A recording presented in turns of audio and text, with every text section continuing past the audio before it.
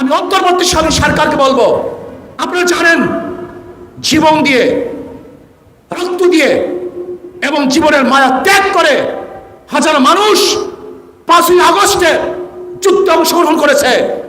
সেখানে মিথ্যা মামলার জন্য নয়, চাঁদাবাজি করার জন্য নয়, দখলদারি করার জন্য নয়, এই মানুষকে মুক্তি দেওয়ার জন্য, মানুষকে আজাদ করার জন্য। যদি আবারও মিথ্যা মামলা হয়, আমি প্রত্যেকটা থানা ঘেরাও করব। ইসলামী ছাত্র আন্দোলন বরিশাল মহানগর শাখা কর্তৃক আয়োজিত আজকে এই সম্মেলনের সম্মানিত সভাপতি, নেতৃবৃন্দ, সকল স্তরের ছাত্র ভাইয়ের আমার, আল্লাহ পাকের শুকর, যেই মাওলাই করিম আপনাকে আমাকে মহৎ এক উদ্দেশ্য সামনে নিয়ে এই মজলিস উপস্থিত হওয়ার তৌফিক দান করেছেন, এর জন্য শুকরিয়া জানান সবাই বলে আলহামদুলিল্লাহ। আমরা আল্লাহর কাছে দোয়া করি, যেই সমস্ত ভাইয়েরা বন্যার মধ্যে আছেন, দুঃখ দুর্দশার মধ্যে আছেন, ফেনী, নোয়াখালী, কুমিল্লা, লক্ষ্মীপুর সহ যেই সমস্ত এলাকায় পানি উঠে গেছে, পানির মধ্যে মানুষ আবদ্ধ অবস্থায় আছে, আমরা আল্লাহর কাছে দোয়া করি, আল্লাহ তুমি এই বিপদ থেকে আমাদের সবাইকে হেফাজত করো এবং জলদি জলদি গজব থেকে আমাদেরকে পরিত্রাণ দান করো। এবং আমি বাংলাদেশের নয়, গোটা দুনিয়ার সমস্ত মানুষকে অনুরোধ করব, আসুন আমরা সম্মিলিতভাবে ওই সমস্ত ভাইয়েরা, বোনেরা যারা দুঃখ এবং দুর্দশার মধ্যে জীবন কাটাচ্ছেন, আমরা তাদের পাশে দাঁড়াই। এরপরে আসুন, বাংলাদেশ নতুনভাবে স্বাধীন হয়েছে গত 5ই আগস্ট। এই 5ই আগস্টের নতুন স্বাধীনতায় আমরা সম্পৃক্ত ছিলাম। যারা সম্পৃক্ত ছিলাম, এরকম অনেক ভাই আজকে শহীদ হয়ে গেছেন। আল্লাহর কাছে দোয়া করি, আল্লাহ যেন তাদের জীবনের সমস্ত গুনাহ খাতা মাফ করে দেন। ওই আন্দোলনে যারা শরিক হয়েছিলাম, এরকম অনেক ভাই আজকে আহত, হসপিটালে কাতরাচ্ছেন, কারোর চক্ষু নেই, হাত নেই, পাও নেই। যারা যেই অবস্থায় আসেন না কেন, আল্লাহর কাছে দোয়া করি, আল্লাহ যেন জলদি জলদি তাদেরকে সুস্থ করে দেন। বৈষম্য বিরোধী আন্দোলন চলছিল বাংলাদেশে, সেখানে আমরা আমাদের সাধ্য অনুযায়ী, আমাদের শক্তি অনুযায়ী ঝাঁপিয়ে পড়েছিলাম। আল্লাহর কাছে দোয়া করেছিলাম, আল্লাহ যেন এই দুই চোখে এই স্বৈরাচার উৎখাতের দর্শন আমাদেরকে দেখিয়ে দেন। আল্লাহ পাক রব্বুল আলামিন সেই দোয়াও কবুল করেছেন। 5ই আগস্ট দ্বিতীয়বার বাংলাদেশ কেন স্বাধীন হয়েছিল? মানুষ মুক্তি পাওয়ার জন্য, নতুনভাবে আজাদ হওয়ার জন্য, বৈষম্য দূর করার জন্য, সাম্য, মানবিক মর্যাদা, সামাজিক ন্যায় বিচার প্রতিষ্ঠিত করার জন্য, যেখানে সাম্প্রদায়িক কোনো দাঙ্গা থাকবে না। আমাদের দেশ সম্প্রীতির, সম্প্রদায় সম্প্রীতির এক দেশ, যেখানে কে মুসলমান, কে হিন্দু, কে খ্রিস্টান, কে বৌদ্ধ, কে দলিত, কে ব্রাহ্মণ, কে সৈয়দ, কে চৌকিদার, কে ধনী, কে গরিব, কে শিক্ষিত, কে মূর্খ, কে বংশীয়, কে নন বংশীয়, এর কোনো ভেদাভেদ থাকবে না। আমরা বাংলাদেশের নাগরিক, আমরা সবাই সমান, সবার অধিকার সমান, সবাই শিক্ষার অধিকার সমান, বস্ত্রের অধিকার সমান, খাদ্যের অধিকার সমান, চিকিৎসার অধিকার সমান, বস্ত্রের অধিকার সমান থাকবে। এরকম এক বাংলাদেশ দেখার জন্যই আমরা 5ই আগস্ট জীবন দিয়েছিলাম, রক্ত দিয়েছিলাম, আন্দোলন করেছিলাম। কিন্তু আমরা কি দেখলাম, কি দেখেছি? 5ই আগস্টের দ্বিতীয় স্বাধীনতার পরে আবার লুট, তরাস, খুন, হত্যা, দখলদারি, চাঁদাবাজি, এর জন্য তো বাংলাদেশের মানুষ জীবন দেয় নাই। এর জন্য তো বাংলাদেশের মানুষ রক্ত দেয় নাই। এর জন্য তো বাংলাদেশের মানুষ আহত নিহত হয় নাই। আজকে দেখেন, বাংলাদেশ ৭১ স্বাধীনতার পরে এই ৫২ বা ৫৩ বছর যারা ক্ষমতায় ছিল, এই জাতির আশা এবং আকাঙ্ক্ষার প্রতিফলন তারা ঘটাতে পারে নাই। প্রত্যেকটা শাসক তারা দল এবং ব্যক্তিকে প্রতিষ্ঠিত করেছে, এদেশের জনগণকে প্রতিষ্ঠিত করতে ব্যর্থ হয়েছে। আওয়ামী সরকার দীর্ঘ ১৬ বছরে কি করেছে? সমস্ত খাত ধ্বংস করে ফেলেছে। শিক্ষা খাতের অবস্থা কি দেখছি? ভণ্ডুল হয়ে গেছে।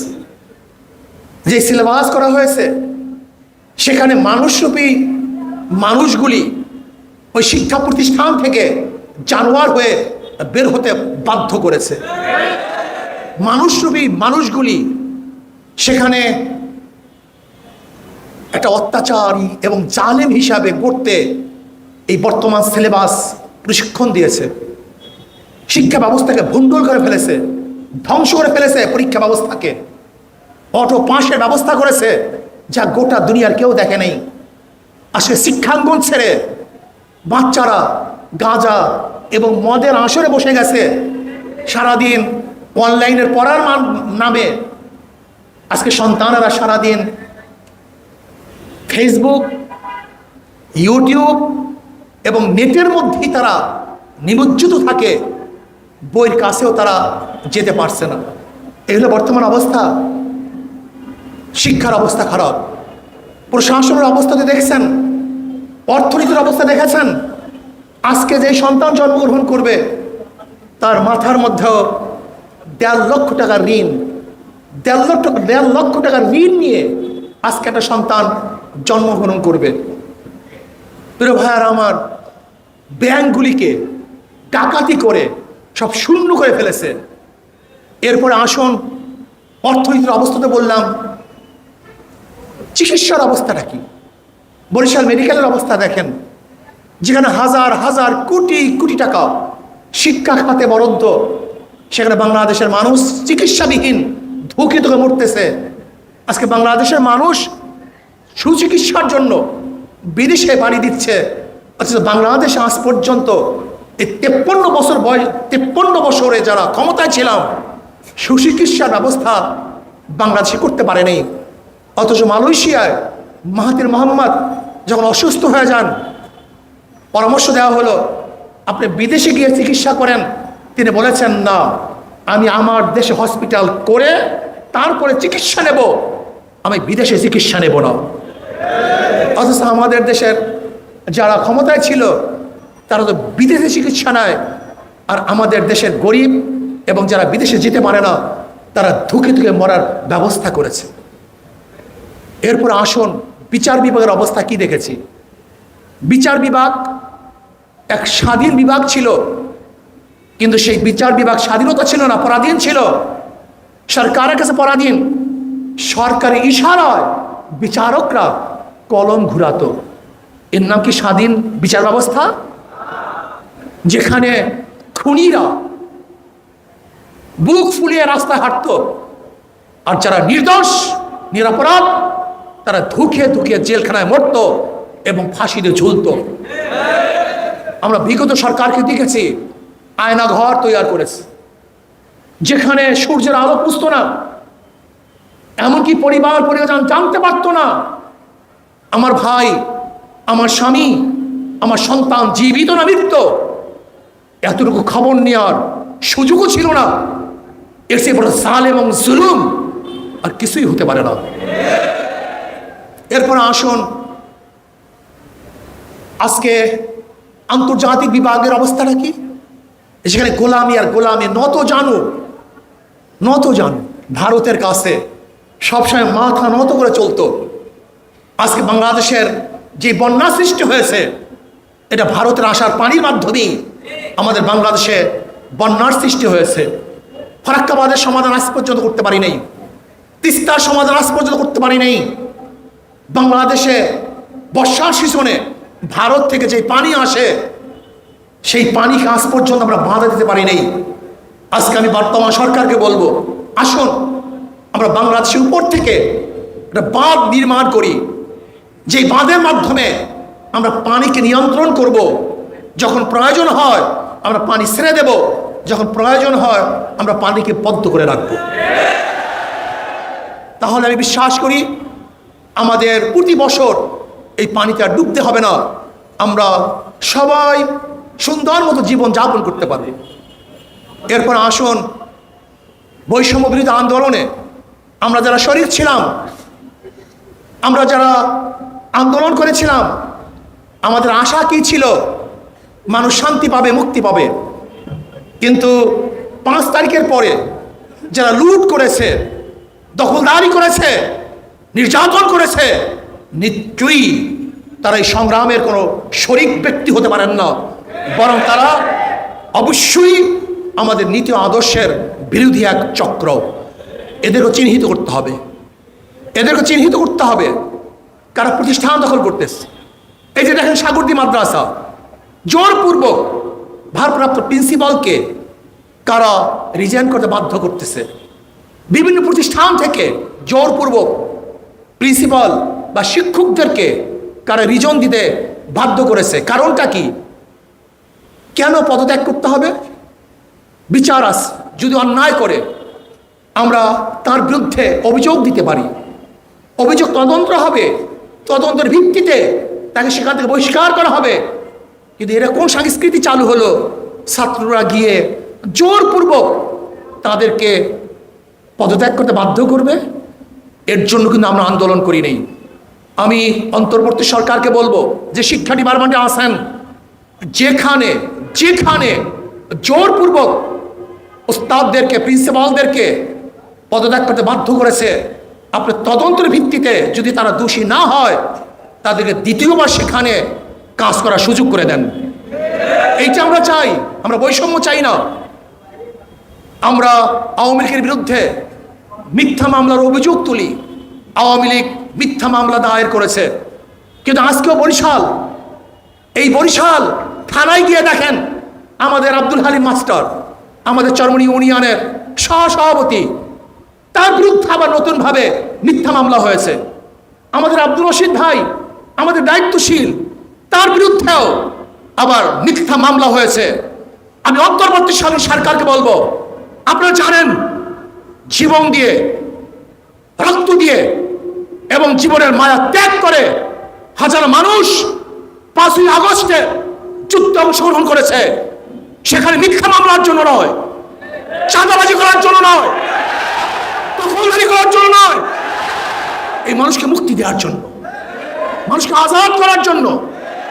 যদি আবারও মিথ্যা মামলা হয়, আমি প্রত্যেকটা থানা ঘেরাও করব এবং মিথ্যা মামলা তুলে নিতে বাধ্য করবে ইনশাআল্লাহ। মেরে ভাইয়েরা আমার, আমাদের বর্তমান অন্তর্বর্তীকালীন সরকার তিনি বলেছেন যে আমি ছাত্র কর্তৃক নিয়োজিত। আমি তাকে বলবো, এখানে যদি একটু কথা বলতেন তাহলে বৈষম্য বিরোধী আন্দোলনের মূল লক্ষ্য এবং উদ্দেশ্য প্রতিফলিত হতো। সেটা হলো আন্দোলনকারী লোকেরা আমাকে বসিয়েছে, আন্দোলনকারী লোকেরা বসিয়েছে। মনে রাখতে হবে এই আন্দোলন 5ই আগস্টের আন্দোলন, বিপ্লব এবং সংগ্রাম এবং স্বাধীনতা কোনো এক ব্যক্তির, কোনো এক দলের এবং কোনো এক গোষ্ঠীর নয়। মনে রাখতে হবে, এটা বাংলাদেশকে যারা মুক্ত করতে চায়, জাতিকে যারা স্বাধীনতা ঘোষণা করতে চায়, যারা মানুষের অধিকারকে ফিরিয়ে দিতে চায়, এই আন্দোলন সবার আন্দোলন, এই আন্দোলন সবার আন্দোলন। এর জন্য আমি বর্তমান অন্তর্বর্তীকালীন সরকারকে বলবো, সংস্কার করুন। যেখানে যেখানে সংস্কারের প্রয়োজন আপনি সুন্দর মতো সংস্কার করুন। রাতারাতি যারা ক্ষমতায় যেতে চান, আমিও তাদেরকে বলবো, আগে দখল মুক্ত করেন, দখলদারি করার অভ্যাস ত্যাগ করুন, তারপরে দ্বিতীয়বার ক্ষমতা যাওয়ার স্বপ্ন দেখুন। 16 বছর কোথায় ছিলেন? আজকেই টাউন হলের সমস্ত জায়গাগুলি ব্যানার দিয়ে আটকিয়ে ফেলেছেন, ব্যানার দিয়ে আটকিয়ে ফেলেছেন। এর কারণটা কোথায়? এই দখলদারি মুক্ত করার জন্য আন্দোলন করেছে। একা দখল করবেন না? 16 বছর কোথায় ছিলেন? কি করেছেন? কোথায় ছিল আপনাদের ফেস্টুনি? কোথায় ছিল আপনাদের ব্যানার? আপনাদের কি পাওয়ার আছে আমরা জানি, আপনাদের কি শক্তি আছে আমরা সবাই জানি। খবরদার, স্পষ্ট কথা বলতে চাই, স্বৈরাচারী শেখ হাসিনার বিরুদ্ধে আন্দোলন করেছি, সংগ্রাম করেছি, রাস্তায় নেমেছি, বুক পেতে দিয়েছি, মানুষ শহীদ হয়েছে, মানুষ বিকলাঙ্গ হয়েছে, মানুষ আহত হয়েছে, নিহত হয়েছে, কিন্তু পিছপা হয় নাই। আমরা যোদ্ধার জাতি, আমরা আমরা রক্ত দিতে জানি, আমরা শহীদ হতে জানি, আমরা বুক পেতে সামনে দাঁড়াতে জানি। আমরা আবু বকরের বংশধর, আমরা ওমরের বংশধর, আমরা ওসমানের বংশধর, আমরা আলীর বংশধর, আমরা খালিদ বিন ওয়ালিদের বংশধর, আমরা শাহজালালের বংশধর, ইসহাকের বংশধর, ফজলুল বংশধর, রিসাউদ্দিনের বংশধর। যদি বাংলাদেশ ইসলামের খেলাফ কেউ কথা বলতে চায়, কেউ চক্ষু উন্মোচন করে ইসলামের বিরুদ্ধে, কেউ আঙ্গুল তুলে, ওই আঙ্গুল ভেঙে দেবে ইনশাআল্লাহ, ওই চক্ষু পেছাবে ইনশাআল্লাহ। কেউ ভাববেন না যে শেখ হাসিনা গেছে, বামপন্থী বিপ্লব হবে, এই সমস্ত স্বপ্ন দেখার কোনো সুযোগ নেই। এই স্বপ্ন দেখেন না। বাংলাদেশের মানুষ সচেতন, ইসলামী ছাত্র আন্দোলনে বিশ্বাস করে। নীতি ও আদর্শের বাহিরে 1000 বার যদি দল পরিবর্তন হয়, 1000 বার যদি নেতা পরিবর্তন হয়, না, এদের শান্তি হবে না, এদেশে মানুষ মুক্তি পাবে না। এর জন্য আমাদের শায়খ মোহাম্মদ বরাল আমার কাছে বলেছেন, শুধু নেতা নয়, নীতির পরিবর্তন চাই। রুহানিয়াত ও জিহাদের সমানত প্রয়াস, যেখানে আদর্শ থাকবে না, নীতি থাকবে না, এদের মাধ্যমে দেশ পরিবর্তন হতে পারে না। জামাতকে বলবো, আপনাদের জন্য চরম সুযোগ চলে আসছে, অত্যন্ত সুযোগ। হক্কানি ওলামায়ে কেরামের সাথে আপনাদের সাথে যে বিরূপ আছে, যে মতনৈক্য আছে, যেহেতু কালকে নির্বাচন নয়, নির্বাচন একটু সময় লাগবে, সংস্কার করার পরে নির্বাচন হবে। কাজে আমি জামাতকে বলবো, হক্কানি ওলামায়ে কেরামের সাথে আপনাদের যে মতনৈক্য আছে, জলদি জলদি সেই মতনৈক্যগুলি দূর করে ফেলেন, আপসের মধ্যে এক হয়ে যাই। মাঝখানে মাদার গাছ লেগে, মাঝখানে মাদার গাছ রেখে যতই বুক মিলাবার চেষ্টা করি না কেন, বুক মিলবে না, বরং মিলাতে গেলে আমাদের উভয়ের কষ্ট হবে। কিন্তু জামাতের জন্য চরম সুযোগ। ওলামায়ে কেরামের সাথে, হক্কানি ওলামায়ে কেরামের সাথে যে মতানৈক্যগুলি আছে, আমরা বসে সমাধান করে ফেলি। যদি আমাদের উপরে কোনো মতানৈক্য থাকে, প্রশ্ন থাকে, আমাদেরকে বলুন, আমরা ইনশাআল্লাহ সেই মতানৈক্য দূর করে সবাই ঐক্যবদ্ধভাবে এই বাংলাদেশে ইসলাম হুকুমত কায়েম করি, মানুষের অধিকার ফিরিয়ে দিই। এই বাংলাদেশ সবাই বাংলাদেশ। এই বাংলাদেশ মুসলমান, হিন্দু, খ্রিস্টান, বৌদ্ধ, ইহুদি, যারা এই বাংলাদেশের নাগরিক, তাদের জন্য সমান অধিকার বাস্তবায়ন করতে চাই। এখানে থাকবে মিডিয়া কর্মীদের সমান অধিকার, এখানে থাকবে রিক্সাওয়ালাদের সমান অধিকার, এখানে থাকবে জেলে তাঁতি, মজদুর, কুলি, ঋষি, কামার, যে যেখানে যেইভাবে জীবিকা নির্বাহ করে, তাদের সমান অধিকার আমরা বাস্তবায়ন করতে চাই। এর জন্য আসুন, বাংলাদেশকে বিনির্মাণ করার জন্য নীতির ও আদর্শের পরিবর্তন ব্যতীত কোনোদিন বাংলাদেশ বিনির্মিত হবে না, হতে পারে না। কাজে আমরা সম্মিলিতভাবে আদর্শ এবং নীতি চরিত্রকে পরিবর্তন করে বাংলাদেশকে গড়ার চেষ্টা করি, বাংলাদেশকে নির্মাণ করার চেষ্টা করি। সতর্ক থাকুন, সতর্ক থাকুন। প্রতি বিপ্লব ঘটাবার জন্য হাজারো চেষ্টা চলবে, চলতেছে, চলবে। সতর্ক থাকুন। যখনই আবার ডাক দেওয়া হবে, তখনই যা যা কিছু আছে তা নিয়ে আবারও ঝাঁপিয়ে পড়তে হবে। আর অন্তর্বর্তীকালীন সরকার যদি বৈষম্যতা করে, একতরফা কাজ করে, একদিকে ঝুঁকে যায়, অন্য কাউকে বিয়োগ করার মেজাজ বা মেধা তাদের মধ্যে প্রস্ফুটিত হয়, তাহলে কিন্তু এটা বাংলাদেশের জন্য অশনি সংকেত। এটা ভালো হবে না। আপনাকে মনে রাখতে হবে, কারা এই আন্দোলন করেছে, কারা এই সংগ্রাম করেছে, সবাইকে নিয়ে কাজ করতে হবে। কোনো একদিক ঝুঁকবেন না। যদি আপনি ঝুঁকেন, এটা আপনার সংস্কারের জন্য বাধা হবে, ঠিক হবে না, বাধা হবে। আর আহলে হক যত ওলামায়ে কেরাম আছেন, যত সংগঠন আছেন, আমি অনুরোধ করবো, আসুন আমরা সবাই এক হয়ে যাই, সবাই এক হয়ে যাই, একসাথে কাজ করি, একসাথে রাস্তায় চলি, একসাথে আমরা উঠা বসা করি। যে আমরা এক হয়ে যাই, আগামী বাংলাদেশ ইসলামের বাংলাদেশ, আগামী বাংলাদেশ ইসলাম হুকুমতের বাংলাদেশ, আগামী বাংলাদেশ জুলুম এবং নির্যাতন মুক্ত বাংলাদেশ, আগামী বাংলাদেশ ঘুষ মুক্ত বাংলাদেশ, আগামী বাংলাদেশ চাঁদা মুক্ত বাংলাদেশ, আগামী বাংলাদেশ দুর্নীতি মুক্ত বাংলাদেশ, আগামী বাংলাদেশ হবে সমস্ত মানুষের বাংলাদেশ। কাজে আসুন ঘুষ, চাঁদা, দুর্নীতি মুক্ত করে বাংলাদেশকে গড়ার জন্য আজকের থেকে এই ছাত্র আন্দোলনের শপথ গ্রহণ করতে হবে। দাঁড়ে দাঁড়ে ঝাঁপিয়ে পড়তে হবে। প্রত্যেকটা ছাত্র হিসাব ছাত্র আন্দোলনে আনতে হবে। ছাত্র আন্দোলনের ছায়া তলে যখন সমস্ত ছাত্ররা চলে আসবে, সেই দিনই আবার পূর্ব আকাশ থেকে নতুন সূর্য উদিত হবে ইনশাআল্লাহ। সেই দিনই বাংলাদেশের মানুষ মুক্তি পাবে, শান্তি পাবে, আজাদি পাবে। আসুন আমরা বাংলাদেশে গড়ার জন্য, ইসলাম হুকুমত কায়েম করার জন্য, সমস্ত মানুষের অধিকারকে ফিরিয়ে দেওয়ার জন্য আবারও চেষ্টা করব, দাওয়াত দেব, সংগ্রাম করব। আল্লাহ আমাকে এবং আমাদের সবাইকে সম্মিলিতভাবে কাজ করার তৌফিক দান করেন।